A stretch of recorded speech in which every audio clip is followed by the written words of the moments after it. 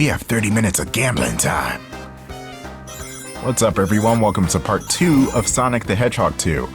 We are in Casino Night Zone, or as I like to call it, the actual Sin City. You want to know why? These slot machines. You could either gain or lose a lot of rings here and just waste 10 minutes. What are you doing, Tails? You're just fidgeting on the pinball flipper. Come on. I could just fly up to the damn thing. What am I doing? But with the slot machines, you have a lot of options. 3 jackpots, that's 150 rings and a guaranteed life. 3 Eggmans, you lose 100 rings. I forgot what the Sonic heads and the Tails heads does. I think Tails is 15 rings and Sonic is 30. Bar is 10, and I believe 3 rings is 5 rings. Don't quote me on that, I might be wrong on those last couple. But Casino Night, you could just waste a lot of time just trying to get as many rings as you can. And you can either be very lucky or unlucky. But here, we're not going to waste time, we're just going to go through the stage. I am looking for all the Chaos Emeralds still, so we're going to spend more time on that. And there is kind of a weird but also very cool glitch in the original Sonic 2 if you're playing as both Sonic and Tails in this particular stage. Whenever you're moving around, sometimes Tails just slides. Like, he doesn't move his feet, he just slides in his idle animation, which is very hilarious. And that's happened to me many a times, and I still don't know how to trigger that glitch. It might have something to do with the pinball flippers, but to this day, I still have no clue. In fact, Sonic 2, despite it being a well-polished game, is still really glitchy in some spots. Might have been because the development team was relatively new at the time.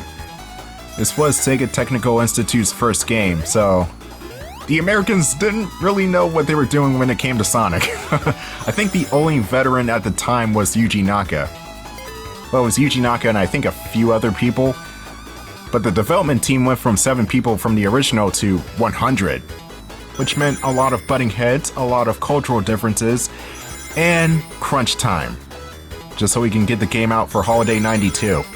Sonic 2's development cycle was one of the more interesting ones because you got 2 sides of the pond that didn't really agree with each other, yet they still came together to make this gem of a game. I'm saying that as lightly as possible. Sega of America and Sega of Japan, they were at each other's throats back in the day. Like, you had the more attitude-based, rah-rah personality of the American side, and then you have the more conservative side of Japan, which didn't really go over too well with either one of them. And there was also the 32X and the Saturn debacle too, which didn't really do any favors for Sega either. It was like America was trying a bit too hard for the 32X and the Saturn to succeed, but the Saturn didn't even get any games here. So those two were a flop. The Sega CD was a somewhat success, but it wasn't like Genesis numbers. So what was next? The Dreamcast. Oh wait, the PlayStation 2 came out the next year, so that kind of killed the Dreamcast. And all that because people didn't want to agree on stuff. But hey, we got the 4th Chaos Emerald. That we can all agree on. So let this be a cautionary tale. Check on your people and listen to their ideas, even if they do sound odd at points. Sometimes the stupidest ideas can make the best ones. Just like this pinball gimmick right here, which inspired Sonic Spinball. Okay, I do have a real question. For those of you who have played Sonic Spinball before, do you actually like the game? Because I personally don't. I mean, there are some good ideas in Spinball, like the music and the... Jackpot! The music in Spinball, well, other than the options, music was alright. Toxic Cave, that was a good starting level. Oh, and also the fact that Sonic Spinball had the Sonic Sat AM characters and was leaning more towards that atmosphere, so I do appreciate that. But the controls in Spinball were so terrible, they were awful. And also, a lot of it is luck. You have to really aim for where you're going, otherwise you're just gonna straight miss. And even when you do aim straight, you just whiff most of the time, so... Spinball, no. Never gonna play that game again. Anyway, here's Act 2 of Sin City Zone. You got these new Batniks that will block you from the front as well as from above. You have to attack them from behind to destroy them. Let's spin dash through here. You don't want to stand on those platforms, you'll get obviously crushed to death. You do have a lot of blocks like that in the zone, and there's a certain set of blocks that will... It looks like it would crush you, but it leaves you with just enough room to psych you out, and it does not crush you. It's really odd. If we stumble across it, I will point it out.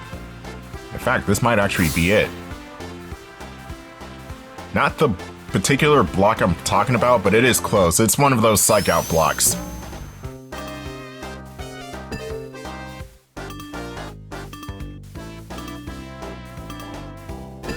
But yeah, Casino Night's one of those zones, or at least the first true zone to start to become more bouncy and springy.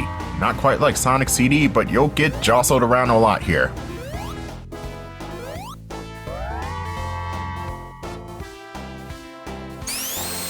Think you could cut through my shit? My shield didn't work. Not gonna lie, that's probably my favorite Batnik design in the game, and it's a shame it only appears in Casino Night. Stupid. Here's the fourth fight with Eggman in the game, the Egg Claw, and this is probably the most fun boss, in my opinion, or at least to me, because there's a whole bunch of different ways you can get up to Eggman. You can use the pinball flippers, which actually kind of sucks, don't use those, or you could use the spin dash, which is the more preferred option. What you want to do is stop and make him drop a spike ball so that way you can get up to him more easily, otherwise he'll just be roaming around with his electric claw.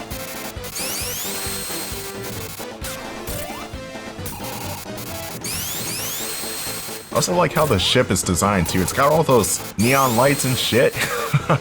Looks like a UFO. Or something Dr. Wily would pilot in one of the Mega Man games.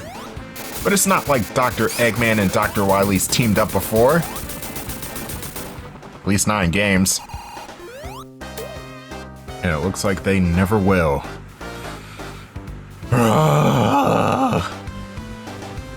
Just get us to Hilltop.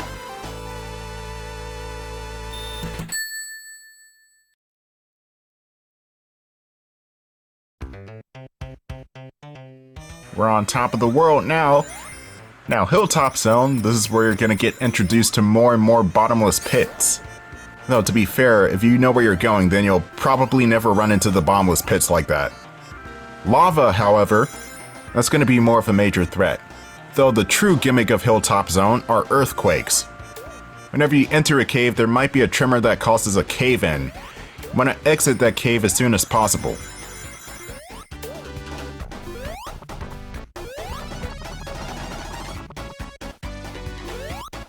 What? You mean to tell me all this time this passageway was here, there's nothing in it?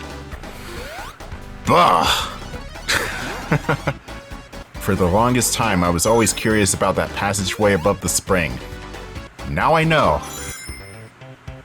Hilltop Zone is also the glorious return of the Orbinaut enemies, though they're not called Orbinauts in this game, they're called souls. As in the sun. Instead of spikes orbiting them, they have fireballs, but they operate pretty much the same as a standard Orbinaut. You just have to wait for them to shoot off their fireballs, and then you can attack. However, since the soul enemies are not confined to a tight space, you just easily skip them if you want. Another series staple enemy of Hilltop Zone are Rexons, these purple dinosaurs that you can stand on the backs of, and they have a rather janky hitbox. You just have to hit them on the back of the head, but trust me, that's way harder than it looks. And then you have Spikers, which has drills on their heads, and they look like the Orbinaut enemies, except they have actual legs. And you just hit them from the sides, and that's about it. Now you may look at this stage and think that Hilltop looks slightly similar to Emerald Hill Zone. It's because both of these levels were presumably developed at the same time, and also Hilltop was originally supposed to be a part of Emerald Hill. Back in the early concepts for Sonic 2, this game was originally supposed to have time travel, much like Sonic CD, but that was scrapped. Hardware limitations and crunch time can do that, but hey, at least Hilltop Zone managed to survive some of the blowout.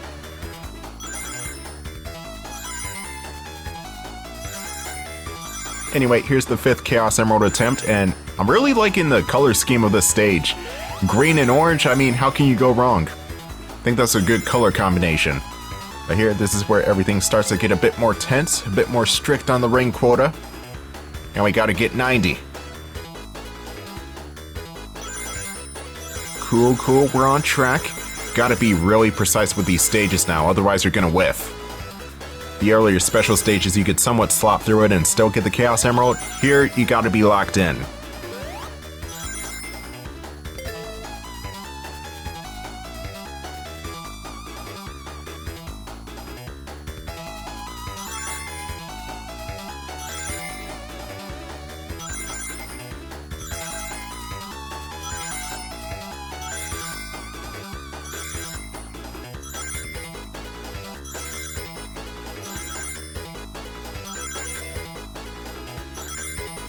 They even throw the rings on the ceiling too, you gotta watch out for that crap.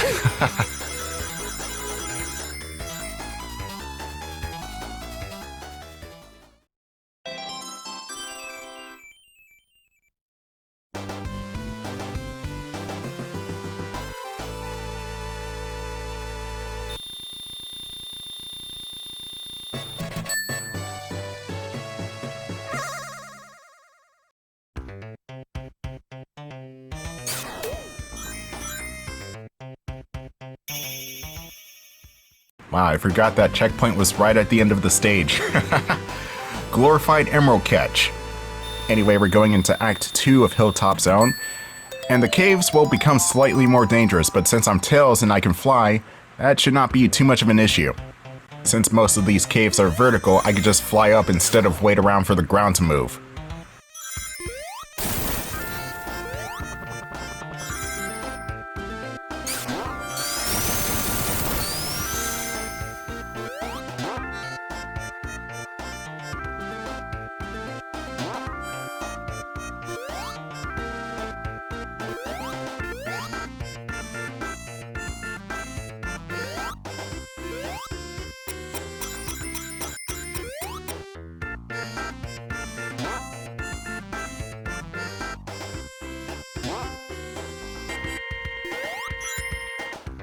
I forgot how good Hilltop's music piece was. Not my favorite song in the game, but I don't even know how to describe it, but it's chill. I think that's the best way I can describe Hilltop, is it sounds chill.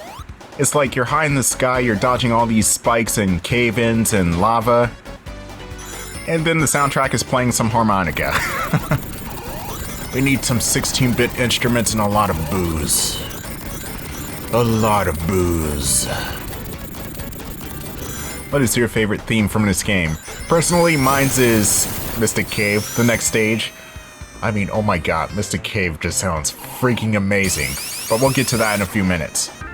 Oh, in fact, you might have heard it in the beginning of the previous part, in the opening cutscene, even though it was remixed and I didn't like that version as much. Still, it was there. Oh, there's also Chemical Plant.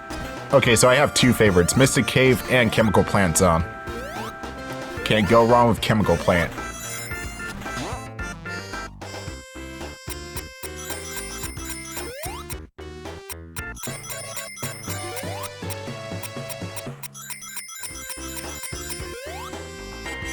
And with that, we are at the end of Act 2 and about to fight Eggman, but first, let's get the 6th Chaos Emerald.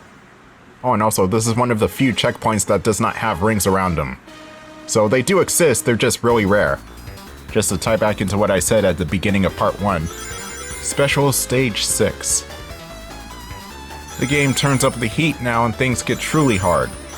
The rings will come at you faster and there are way more bombs than there were before. So you have to lock in.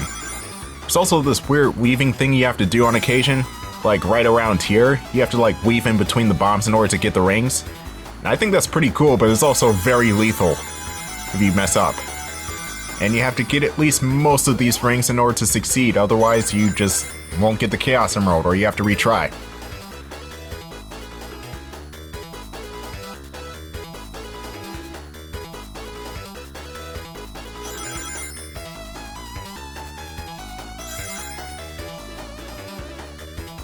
Oops, was anticipating the rings to be right over there. I can still recover, however. Jump over that.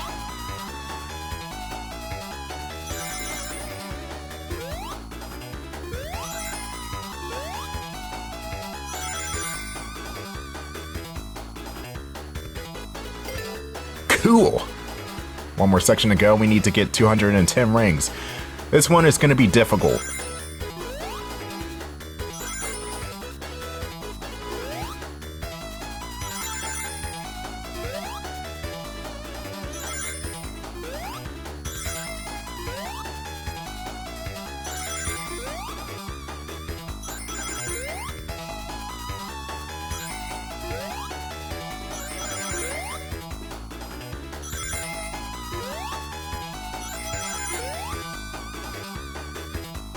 I shall call that a success as we get the watermelon green Chaos Emerald, or green apple Chaos Emerald, whatever you like to call it.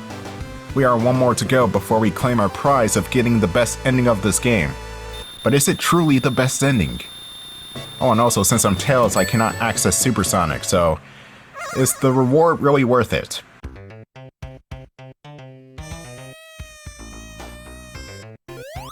Here's another fight with the good old Doc. This time it's the Egg Scorcher Mark II, a redub of the Egg Scorcher from Marble Zone. Now, this boss, if you have rings, is pathetically easy. You just jump on him all day and he dies super quickly.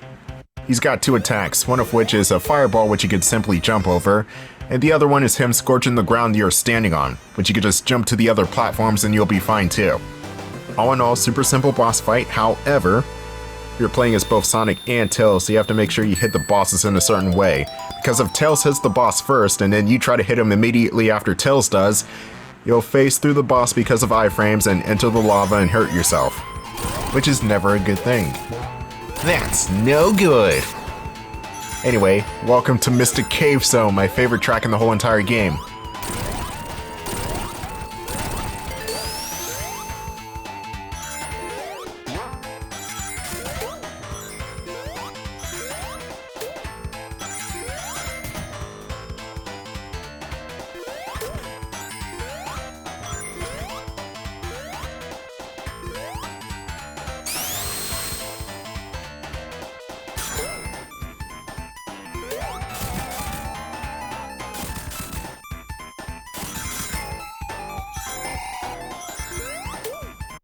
Aw, man, the only time I'm disappointed about invincibility. Now, Mystic Cave Zone, despite it having a really badass track, is one of the more... I'm not gonna say it's a dull level, but it's just kind of stop and go. Like, the platforming is alright, and the speed is not really all there. Oh, and let's not forget the infamous pit that tortured a lot of 90s kids. Myself included. But the Origins collection changed how the pit works. We'll see it in a couple of minutes. But holy crap, we're already at the end of Act 1 of Mystic Cave. Even with a slower paced stage, this is kinda quick.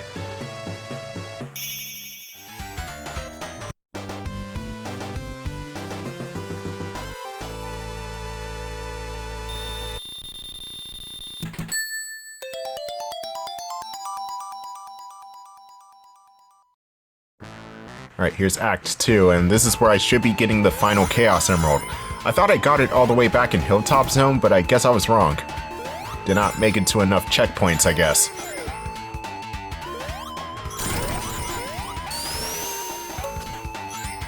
These were some cool platforms when I was a kid. I used to just stay here and jump in between the 2 platforms as they were going back and forth. There's something about this game in particular that sparks the imagination in my mind. And even though I love Sonic 3, Sonic 2 I feel like has the best level progression. Everything flows together so smoothly, it's like, am I even playing a video game anymore? What is this sorcery in a cart? If Sonic 1 was what got me into video games, then the Sonic 2 was what cemented that love. Anyway, here's the final special stage in the whole entire game. It's gray. Just like my heart. Or is it supposed to be silver? Oh well, silver, gray is a different shade of dull color, so who cares? Anyway, what you want to do here is jump in between the different sides of the half pipe, so that way you don't have to weave in and out, because you might get yourself hit by doing that. And trust me, getting hit once in this stage might screw you over, because the threshold for the first part is 100 rings. You cannot afford to dick around here.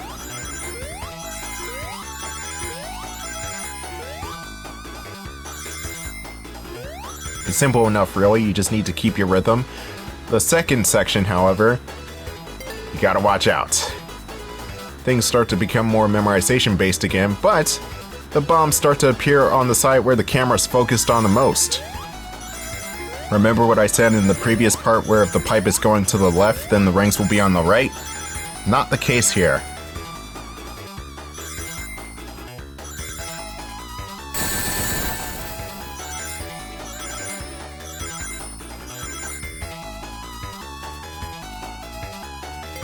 Nice, I managed to pull through on that one. Here's the third and final section. The game just kind of gives up here, and the rings start to go all over the place, with no rhyme or reason. The bombs are still in convenient clusters, though. Bastard, damn it! Looks like I'm not gonna get it now, especially considering the rings are not grouped together. Yeah, this is gonna be hard. I've only done this once in my lifetime. You're watching the second attempt. As you can see, I don't make it, but I come super, super close. And if this were the original game, I would have to go to another checkpoint. But since this is Origins, I don't have to deal with that shit. So a couple more tries later, it wasn't immediate. I finally get the emerald.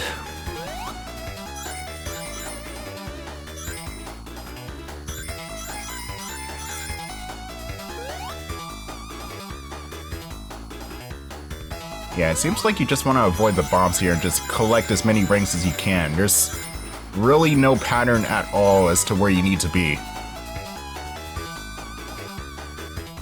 Oh my god, the sky is having a seizure.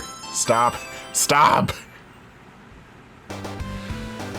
Tails has all the Chaos Emeralds, but does not have the ability to turn super. You're gonna have to wait until Sonic 3. And even then, you have to collect all the Super Emeralds with Tails in order to turn super. You may be wondering what happens if Sonic collects all the Chaos Emeralds and becomes super. Well, he turns into a golden hedgehog and becomes invincible, but you have to collect 50 rings in order to do that. The rings will drain down second by second whenever you turn super, and like I said before, you are invincible, but you still die when you get crushed or drowned or fall into the bottom of this pit. Ow. But it is accompanied with this rather cheerful but also gets annoying very quickly supersonic theme. And it gets to the point where you rather just play the stage with the original music because the theme is just that annoying. It does make for great meme music whenever you're pissed off and just want to speed things along.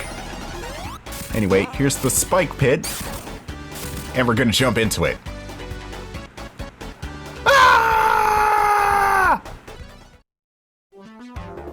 Hidden Palace Zone, which was scrapped in the original Sonic 2, is now put back in. Though it's playing the Player 2 Mystic Cave Zone music instead of the actual Hidden Palace Zone music that was supposed to be in the... What? Okay, Hidden Palace did have its own theme. It was even in the final game of Sonic 2 in the options menu. But for some reason it's playing the other soundtrack. I don't know why. I guess because it's connected to Mystic Cave, maybe? I don't know. Just play the Hidden Palace theme, damn it. This is what this zone was supposed to sound like. But Hidden Palace Zone itself, how does it fare? Well, it's interesting to see a cut zone come back, but I'm not sure if it's really good. I mean, it feels like it's too short, but maybe it's just me. I guess it's supposed to be more of a transitional zone, kind of like how Sky Chase and Wing Fortress are, but I don't know, it feels empty here. But then again, it's just my opinion. I'm pretty sure other people will find this cool. The boss here, though, is really a nuisance, but we'll see him in a few minutes. Or maybe a couple seconds from now. Yeah, I think we're actually here.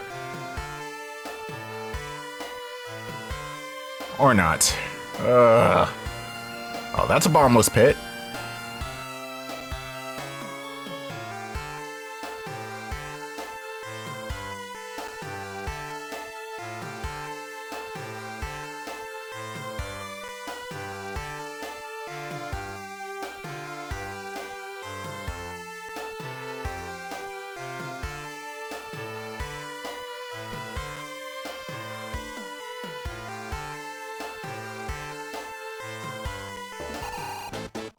And here's a boss unique to Hidden Palace Zone, this monstrosity thing that Eggman's whipped up.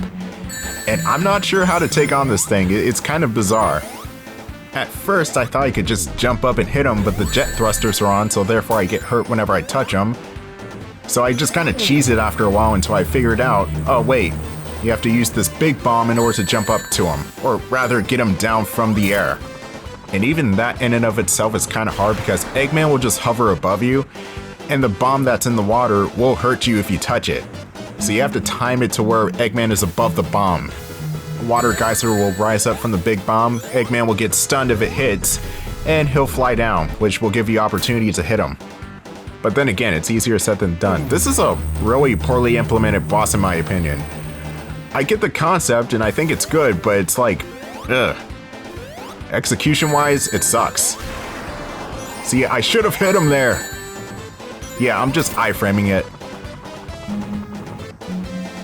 But if you know Sonic lore, you'll know that this is kind of like the precursor to the actual hidden power zone that you'll see in Sonic and Knuckles. Which is really unique, I just wish the concept itself was actually finished, you know? Like even back in the day. Come on, Eggman, have your daily dosage of bomb. Damn.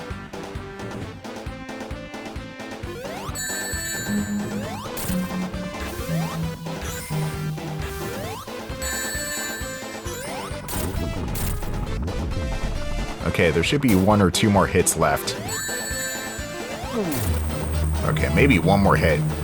Need a big bomb now, I can't cheese it anymore.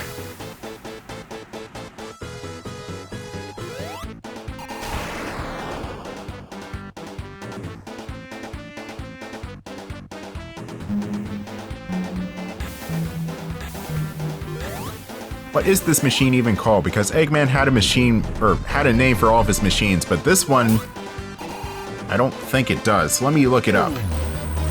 This machine is called, well, he's just called Brass Eggman. I don't think the machine actually has a name. Oh no, while we're on the subject, Mystic Cave Zone's boss is called the Egg Digger, also known as Drill Eggman. What Eggman does in that boss fight is he'll drill into the ceiling of Mystic Caves, and then hides up there for a while you have to watch out for the stalactites that fall from the ceiling. Pretty easy stuff. Anyway, that's going to do it for part 2 of Sonic the Hedgehog 2.